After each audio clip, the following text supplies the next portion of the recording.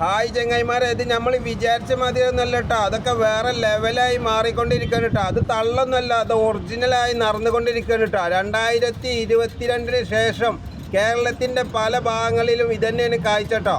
ഇതെന്താ സംഭവം എന്ന് വെച്ചാൽ നമ്മളെ NH66 ആറുവരിപ്പാതയുടെ പണി നടക്കുന്ന പല ഭാഗങ്ങളിലും സൈഡിലെ വാള് ഇടിയാതിരിക്കാൻ വേണ്ടിയിട്ടുള്ള വർക്കാണ് കേട്ടോ അവിടെ നടന്നുകൊണ്ടിരിക്കുന്നത്.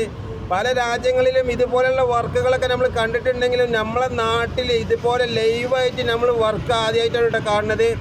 അപ്പോൾ ഇതെന്താ സംഭവം എന്ന് വെച്ചാൽ നോക്കുകയാണെങ്കിൽ 2 ഇഞ്ചിൻ്റെ വോൾട്സ്ക്ക് ഏകദേശം ഒരു ഫുൾ ലെങ്ത്ത് കമ്പിയാണ് കേട്ടോ. അതും 16ൻ്റെ കമ്പിയാണ് ആ കയറ്റുന്നത് കേട്ടോ.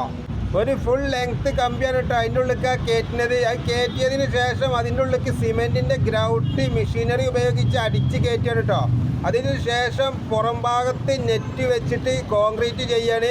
ഇതുപോലെയാണ് പല ഭാഗത്തും വാളുകൾ നിർമ്മിച്ചു കൊണ്ടിരിക്കുന്നത് കേട്ടോ.